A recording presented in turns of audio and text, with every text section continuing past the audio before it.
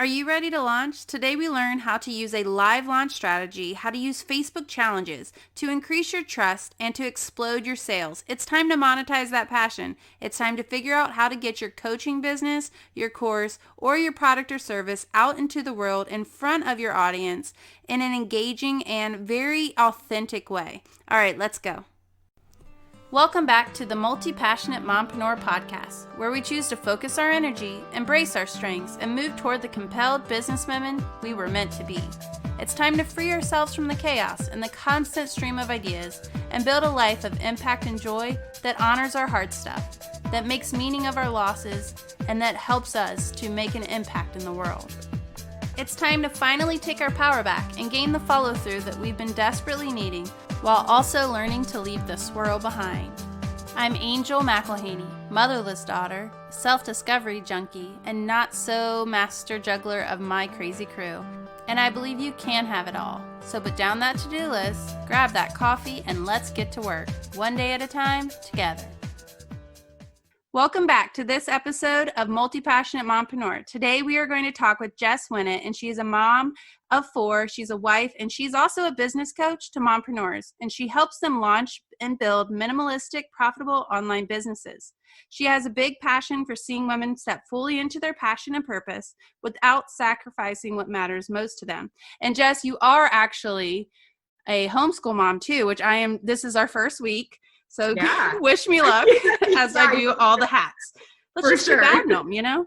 Exactly. I feel like it'll settle in, and I feel like sometimes I do better when it's a little crazy. I don't know if that's a good thing or bad, but welcome to the show. Absolutely. Thank you for having me. I'm super excited to kind of hear how you manage all of this, but specifically how you built this company and how you build an online presence. So maybe just tell us a little bit about your story and we'll get started. Absolutely. So I've always kind of, been an entrepreneur, a wantrepreneur, I should say. I was raised by an entrepreneur. My grandpa was an entrepreneur. So I come from like kind of this long line of entrepreneurs who really, I've always had kind of this knack and obsession with the marketing piece of it. And so about 5 years ago, I had an existing offline business that I was trying to move online for more exposure. The way I was growing my business was I was going to the park and the library at the time and dragging my 3 young kids under 4 all over town, trying to drum up business and get new clients. And it was just exhausting. And so I kind of came into the online space really coming into the scene of live video as being kind of my introduction, and really not wanting to start another online business, but just grow my existing offline business and use that as a vehicle to get in front of more people and grow my contact list and get more clients and all the things. And so really from that though, I started this accidental online business where I had been on live video, which was Periscope back then, and then it became Facebook Live. And business owners, which were kind of my people, I just gravitated towards other business owners, other online entrepreneurs who were kind of doing the same thing as I was. But I had this kind of knack for the tech and for the marketing piece of using live video for your business. And so that's when people started coming to me more for live video.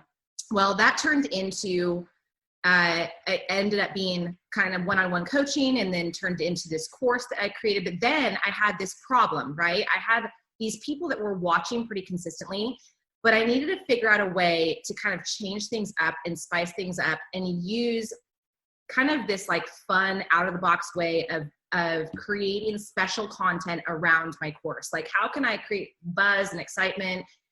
And so back then, I mean, they're kind of bigger now, but back then online challenges were really kind of coming on the scene. And I had another buddy in the online space that was doing these and having a lot of success with them. And he was doing these 5-day challenges.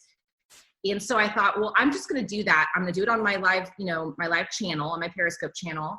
And I'm just going to do this 5-day challenge and drive the traffic basically from that challenge into my new course, which was on live video, using live video for your business. And through that one challenge in 5 days, I made over $13,000 as like a stay-at-home mom with 3 little kids at my feet. like working in like the little nooks and crannies in like, nap time and in the early morning. And like, literally it was like, that was game changing money for our family. We were living in a 2-bedroom townhome at the time with 3 little kids all in the same room.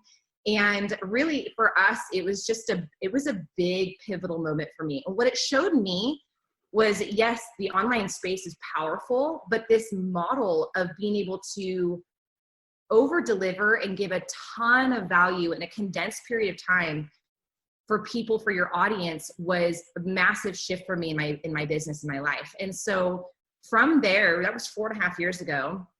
It was in April of 2016. And so since then, I've just continued with this model of challenges.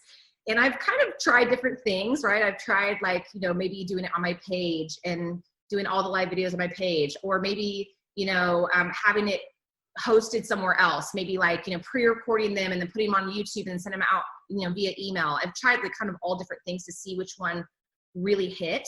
And for me, what I found the best, really most effective way to really build community and impact and touch your, really influence your audience in a really special way during that challenge was inside of Facebook groups. And so that's where I really transitioned and have predominantly now done, really most of my challenges, especially in the last few years, inside of Facebook groups.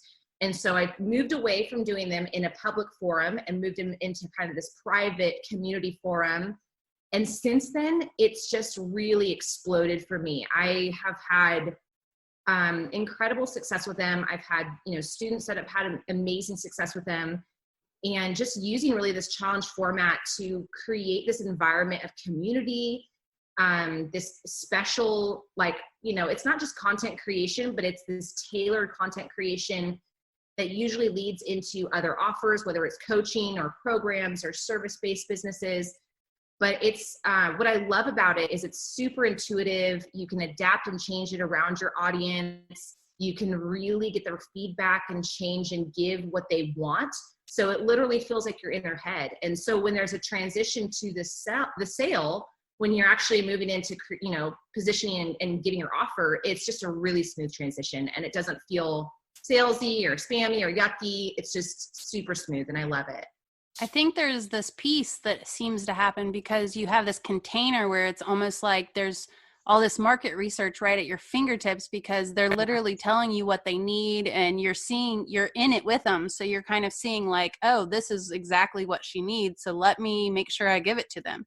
And I think that takes away the salesy thing. Don't you feel like a lot of people have trouble selling their thing, or maybe they even like start talking about it, but then they're like, oh, I sell, what I mean? And then it like drifts off because it does feel sometimes uncomfortable if you feel like you are just selling, but if you feel like you're serving, and I definitely think that your challenges do that. So I'm excited to hear, like, so what is the model of like, okay, I love that idea. I want to make 13,000 in 5 days, and I want to be able to monetize my coaching or my course or whatever, all the things, especially in the nooks and crannies of time.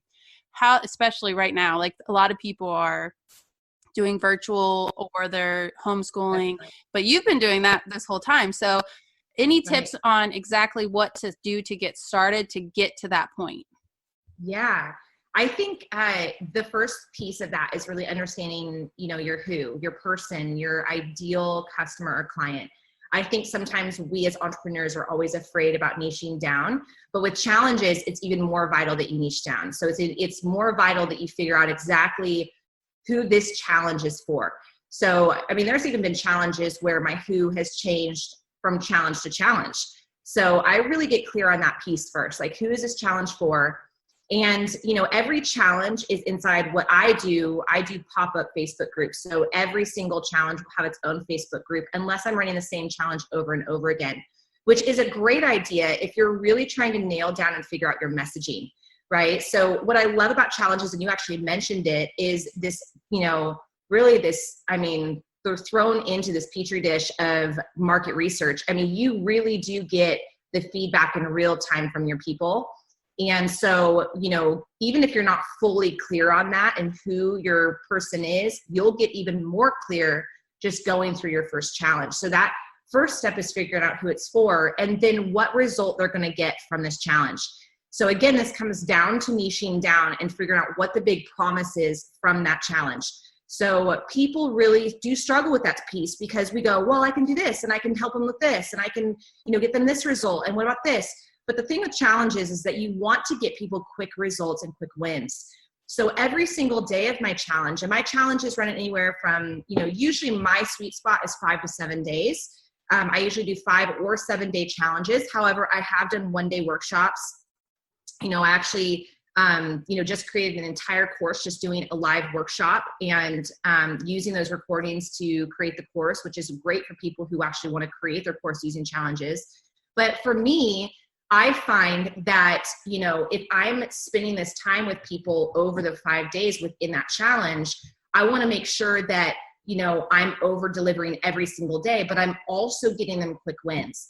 So I don't want, to overwhelm them. I don't want it to be too much every single day of the challenge, but I also every single day want to give them something to do, whether it's a call to action, an assignment, maybe it's a PDF that they're filling out. Maybe it's just telling them to go live. A lot of the time, my ideal audience is a mom who's an entrepreneur. Maybe she's got a business or she wants to start a business online.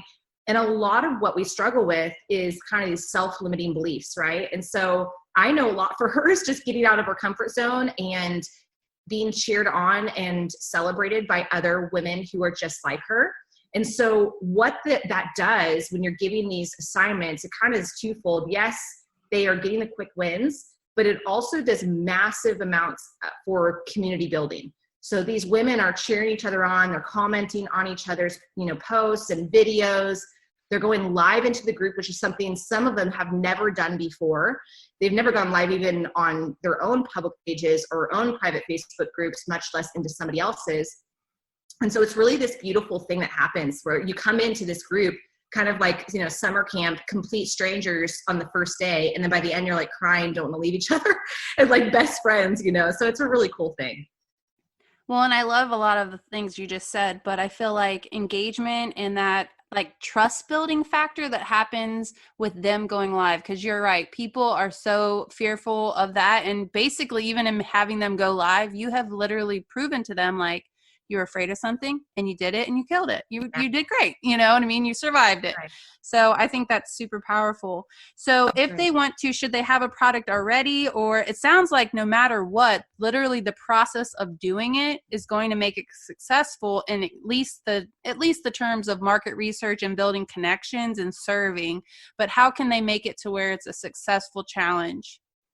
Yeah, that's a great question. And so I actually teach challenges really to 2 different camps of people. So number 1 is people who have an existing product or service that they're driving traffic to. So the biggest problem that I hear people have is they feel like the internet's best kept secret, their digital product or their coaching or their YouTube channel or their podcast or whatever it is they poured their heart and soul into has now sat on the proverbial digital shelf and it's collecting dust, right? They poured their heart and soul into this thing. They know they can impact and help people, but now they can't get enough eyeballs on it. And so challenges are beautiful for that because they really do build know, like, and trust factor very quickly with your audience. It creates massive connection like we've already talked about.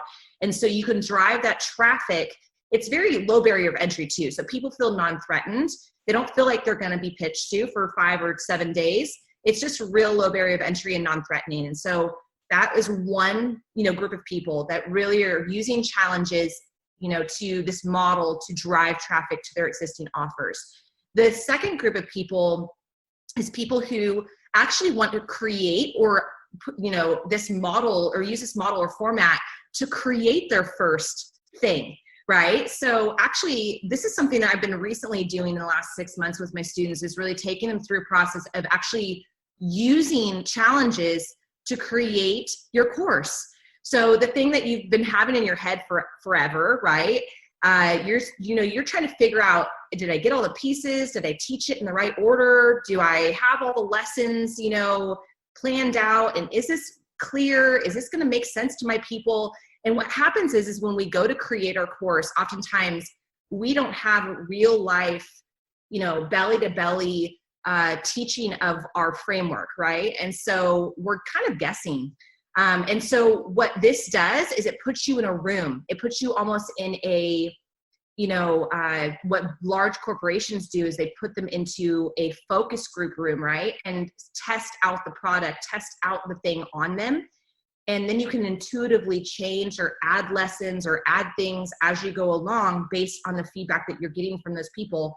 And then you can sell then the recordings to that entire week of the challenge to them, which is really fun because it's something that can work in either model or either situation. But for me, someone who's just starting out and it's like, I don't know how I'm going to go about creating this. It's a great kind of, throw you in there, get it done in a short amount of time rather than spending weeks or months in creation mode. So in order to do that, because I did want to touch on that, because you're the only challenge I've ever seen to where you will offer basically the coaching add-on. And so, which I think is super smart because they have that that really one-on-one help, even though it's a group setting, but to where you can kind of hear them out and build trust, and getting actual help towards their business. And then you also sell the recordings, and it's all at that low price to where they're feeling like they can still get, like they don't feel like they cannot afford it. Do you know what I mean? So, right.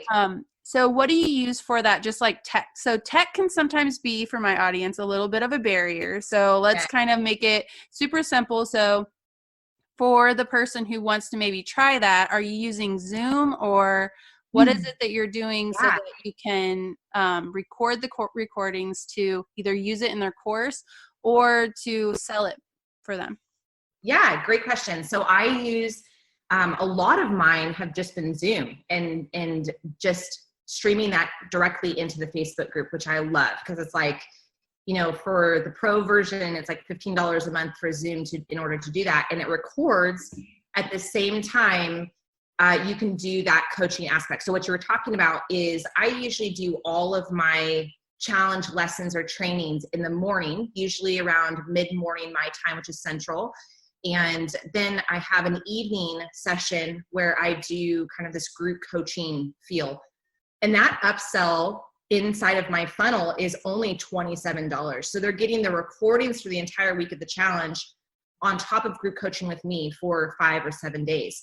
And so, like you said, it's a no-brainer purchase. It's something that they can make very quickly. Even a cold lead, someone who I may be driving some Facebook ads to, I've had a lot of success on them buying that upsell, right? So they opt in with name and email address, and then the next page is literally me saying, hey, do you want to get the recordings and these group sessions in the evening? And like you said, it becomes something where, they're like, oh yeah, no sweat. Anybody can afford that. And so even people who don't go on with me to maybe take my, higher cost offer, they're still getting a ton of value and access to me.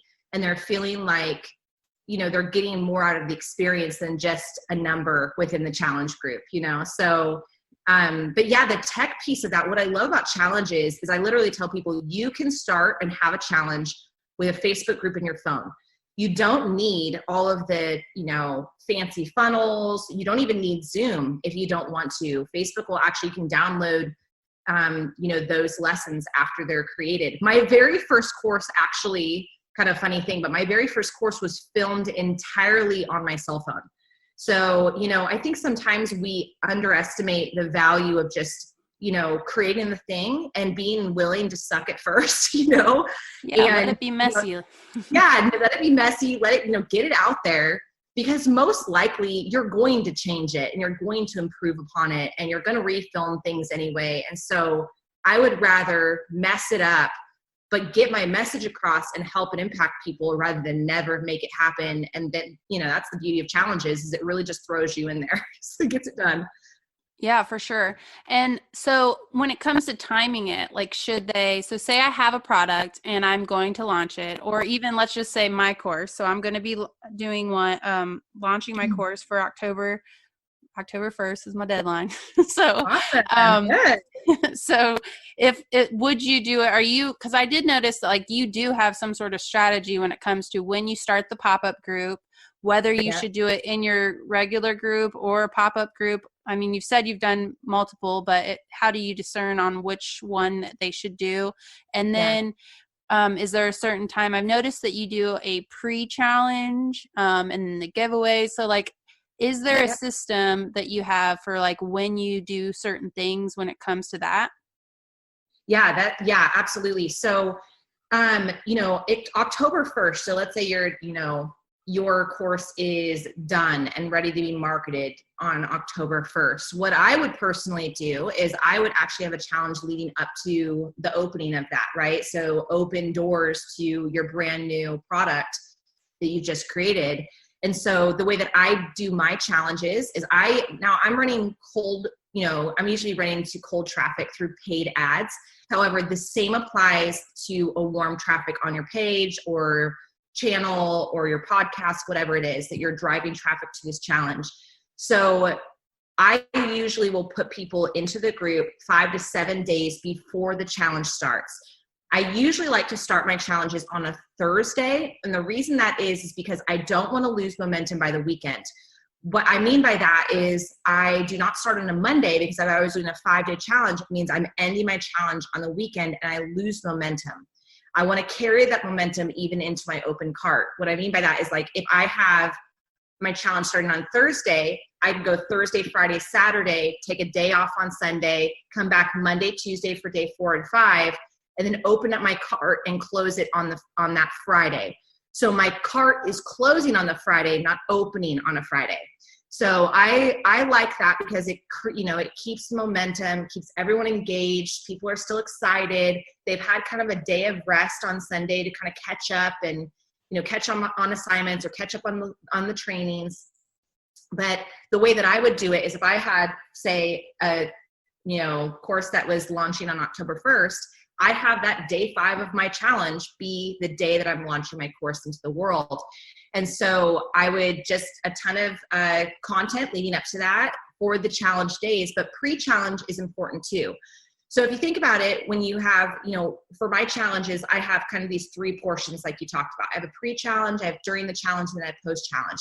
All 3 are vital to the success of the challenge. And so pre-challenge is really those days where I'm revving up, I'm keeping them excited. I don't want them dropped into my group 5 days before the challenge and then they're just kind of hanging out and waiting. I'm doing pre-challenge trainings. I'm doing, giveaway announcements. I always do giveaways, a big grand prize giveaway, depending on my top contributors during the challenge. So I am, keeping engaged with them. I'm doing maybe a pre-challenge little, fun giveaway thing where the first people that go, live are getting that little group coaching session in the evenings, stuff like that. It just keeps people excited and engaged with me. I maybe do even a video on the schedule for the week and what to expect. And then we jump in for the, let's say 5-day challenge. Then I have day 5 is my kind of transition day where I do a little bit of teaching or training, but I really bring them on to share their takeaways. So that's what I love about Zoom and doing it on Zoom is that I can even drop that link into the group. They can jump on live with me and they can actually tell me their takeaways. What this is doing is it's creating a ton of social proof and I'm gaining testimonials right then and there live. And so I'm getting their takeaways. I'm getting what they got out of the challenge.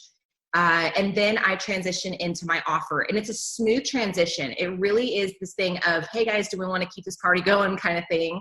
And the answer is usually yes. And so I will then present my offer on day 5. For me, because I have an existing offer, like I'm taking them into a membership, or for you, if you were to take them into a program or a course or group coaching or one-on-one coaching, whatever it is, you have a but a few days where the cart is open. So you're going to open your cart on day 5, and then it's going to close 4 or 5 days later. I don't usually keep it open longer than that because it kind of drags on. So I usually will open it, let's say on a Tuesday, and close it on a Friday.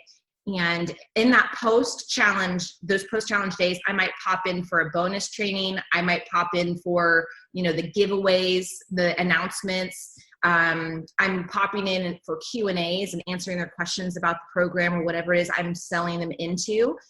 But the whole point is through the entire challenge, I'm keeping energy high. I'm engaging. I'm not just like, oh, here's my offer, and then I drop them, So that's kind of the bird's eye view of that. Does that answer the question? Yeah, that totally does. And then, so that's with the pop-up group.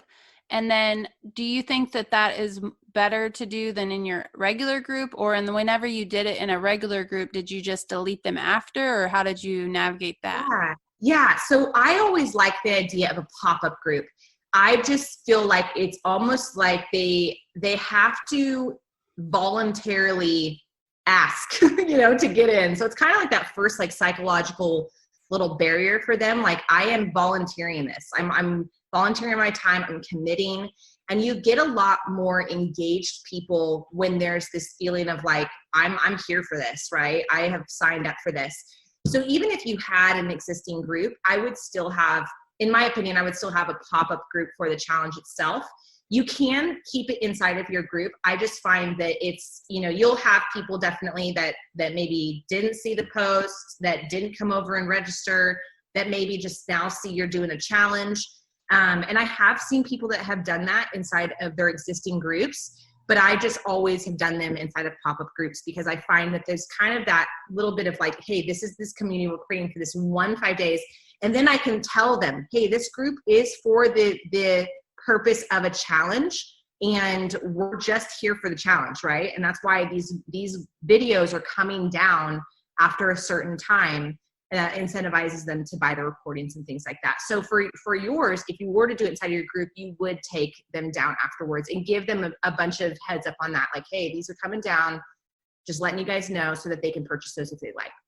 For sure. And then, so if they are worried that like people aren't going to come into the pop-up group and that they're doing all this work for like 2 people, I'm kind of being extreme there with the 2 people, but how can what are some things or tips that you have for them to make sure that they have people in there, or what should they do to almost like make sure it's a success so that they do feel like their time is warranted, Absolutely. So filling your that Facebook group, that challenge group, is always a question I get asked for sure. And, I think that, we can look at some of these people that are having these challenges that are doing, a few hundred people, few thousand people, or, tens of thousands of people inside these groups.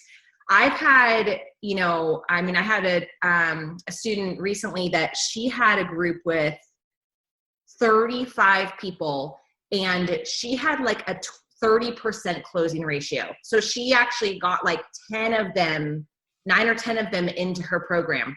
So you don't need a very large group in order to have success with it. So I want you to be okay with, like, if you don't have the numbers turn up like you thought, that's okay. But I also think this comes down to making sure that there is enough of a hook or enough of something that gives them, they're going to get some result for their extreme pain, right, that they want, that incentivizes them to come over into the group. And so that's one piece of it. The second piece of it is there's a lot of ways, warm market-wise, that you can fill your challenge. Number one, you can actually partner with somebody else, so you can leverage their list. Now, I wouldn't partner with somebody that doesn't have a list, right? So partner with somebody that maybe is in a complementary business, or that has something that maybe a missing piece for your who, and you guys can market to each other's lists, right? And so you're kind of getting that piece of it. The other way is obviously some buildup of Facebook Lives and really engaging inside of your group, letting them know if you already have an existing group, or on whatever platform you already are. Live video obviously is going to be really valuable in bringing people over into that group. And then the other way that you can do that is by, going into obviously building community in other people's groups, right? So, I would not go in and spam those groups. Please don't do that. But you can, build relationships in those groups, leave a lot of like content, value-based kind of posts. And that's kind of an organic way that you can, build up some friends. Make sure that those people are your actual who, though, and you're not kind of going off on the deep end over there. But my favorite obviously is Facebook ads, because I can place my thing right in front of those people. But I understand that, for me, I didn't have a large following. I didn't have any paid ads in the beginning. And I did that through getting onto other people's in their worlds, right? So back in the day when we were, doing live video, we would go on to other people's live videos and leave comments and engage. And that's how we got people to follow our channels. The other thing that I did was I also did interviews. And so I would have large influencers or people on my channel that I would just say, hey, I think that you could offer something great for my people. Would you be willing to come on to my, live show, and we could do an interview together, a lot like what you're doing right here on the podcast. And so these kind of things, what they do is, Angel, I'm going to share this out to my audience. And so it gives you exposure on your podcast. It's the same with leading up to a challenge. If you're going the route of time versus money, right? We either pay with time or money. So if you're going versus time, the area of time, then you're going to have to pay with some time, right? So you might have to, put in a little bit of effort to get on some shows or have some influencers onto your shows or partner with other people and kind of, go that route a little bit more rather than, the paid route. But in my opinion, I think that you can still run really successful challenges without giant groups. So just know that going in, that you don't have to have these really big challenge groups to have success with it. I love that you said that your client, let's just go back because there's a lot of good there. So, but the fact that she only had 35 people in her group and she still was able to make it a success. I feel like people get so stuck on the amount of people in their groups or the amount of people in their list and things. And it's really not that, because if you don't have the right people in there and it's just filled with a lot of fillers, or you don't have that depth, it's really not something to gauge it on, because it's going to be more so the engagement and the connection and the interaction, So I think that was such a huge point, because really it is about, and they probably modeled it after you if they're your student. So, and your group was one of the most, your challenge rather, the most engaging ones that I've seen. So if you have any other tips before we end our interview, I feel like, how did you get so much people to engage? Yeah, that's it. I think the biggest thing is that, people, and this just by building community, one of the things that I feel like has been on my life is just making people feel seen and heard, and I think that in a community where people sometimes feel like a fly on the wall, like they're just like they don't feel seen and heard online. People are so used to feeling invisible, like kind of this wallflower. And for me, I love the atmosphere of creating this environment where people can step out and try new things and be celebrated. And so it's kind of funny what happens is it usually only takes a few brave ones. And it's always like, I remember this one challenge, I was pushing them and introduce yourself, nothing. Like they were not stepping out and they were just stubborn, like not doing anything. And so I ended up I think that's actually when I came up with the challenge, the pre-challenge giveaway. Cause I was like, okay, maybe I can incentivize them with something. Right. So I incentivized them. I put that out there. And I remember it was only a few that got it going. And then by that end of day, it was 10 people had gone live. And then the next one was 15 people. And so I think that environment of it sometimes is this herd mentality where they start to just becomes contagious, and it becomes this, it really does become addicting to feel like I'm in a safe place with like-minded women that are cheering me on. They're not judging me. They're not, nasty. It's not these nasty groups, because to be honest with you, a lot of the groups that we see online on Facebook these days are just nasty. They're bitey. They're, it's just not really edifying. And so for me, it's always been this thing of how can I encourage people, right? So all of my giveaways, for example, are to my top contributors. So I tell them in the very beginning, I say, hey, if you're commenting on other people's posts, if you're, celebrating your sisters, if you are, going live yourself, if you're on live with me and commenting, that all tells Facebook. It's actually, Facebook actually gives it to me in the Facebook group as an algorithm. I can go and look at my top contributors, and that's based off of those things, off of their posts and off of their comments. And so it really does incentivize this engagement. And then it becomes this thing where people are super engaged. What I love about the pop-up group too, going back to that kind of in the engagement piece of it, is that if it's a group that's brand new, Facebook is going to put that into their feed more often. So the algorithm will favor a new group to that person versus an old group. And so I like that piece of it too, because those challengers are seeing the other challengers going live, and they're seeing my posts, and they're seeing all these other things going on. And it's like this buzz that it's like the light, attracts people to that area of the internet, that is positive and encouraging and a lot of energy, and it's high. And there's just this real fun environment inside of challenges for the time that we're together. And I use music, I use countdown timers. There's a lot that I do there as well, just to get people excited. I ask engaging questions. I tell them, hey, give me a 1 if you're, ready for today. Put in the fire emoji if you're ready to get going.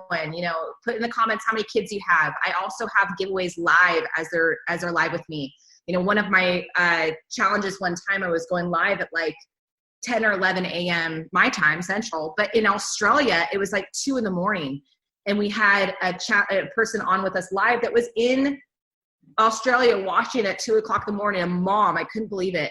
And so I ended up giving her an Amazon gift card because I was so blessed that she was on. But it was just so that kind of environment, it really does build. And I think that centers around the type of environment that you create. It's the energy that you bring. And for me, I always make sure I'm giving them my very best. If I'm live for an hour, I'm giving my full energy. I'm there, I'm engaged. I'm, high, and then it's just really fun to see what happens through the community piece of it too. Well, and I do think there is that piece of you trusting them too, because a lot of groups right now, they have a lot of rules, or they will, not really trust people to go live, or maybe even, everything's kind of policed heavily. Not that obviously we don't want people to spam each other's groups, but there is kind of this trust factor that you're giving whenever you're saying, I want you to come and share this, Yeah, so totally. I think that's super powerful too. Well, I just want to thank you so much for coming on, because I know that this is something that everyone that's listening to this has been in a challenge for sure, or many. And I bet a lot of people haven't even finished some, or some they've seen, that you can see kind of the spectrum of this engagement or the transformation. Because if you don't get people to engage and do the work, then they're not going to have the win, and then they're not going to probably end up working with you. But ultimately they're not going to have their win, So it's you have this opportunity to really kind of give someone a little mini transformation before, so that they can add the belief. It's almost like borrowing the belief you have in them for a time until they believe it themselves. And I love that. So, all right. So where can we find you, and where do you hang out, so that we can watch all your live videos and join all your challenges and all the things? I love it. I am mainly on Facebook. It's facebook.com/Jess Winnett. My name altogether .tv. And then I'm also at Jess_Winnett on Instagram. And those are kind of my 2 main hubs that I'm in. I'm not on TikTok or anything like the cool kids. But yeah, that's mainly where I am, is Facebook and Instagram. And yeah, that's where I hang out. I love that. All right. And I am so grateful for you for coming on. And I just want to remind all of our listeners that you are capable, you are strong, and you can do the hard stuff. Wishing you joy and abundance, Angel. Hey Mama, before you go, does the idea of building an engaged community sound like something that you'd be interested in? Maybe you are hearing nothing but crickets from your audience when you have this call in your heart to serve her, but you just can't get her to answer. If you are ready to authentically connect and nurture your audience so that you can generate the leads that your business desperately needs, then definitely come on over to Multi-Passionate Mompreneur and shoot me a DM either on Facebook or on Instagram and get on my wait list. The Facebook Engagement Accelerator is going to help your engagement explode so that you can finally know what she needs. I'm so excited to see what you do with this. Check out the link in the show notes. And until then, I just want to remind you that you can do this one day at a time together. Let's go.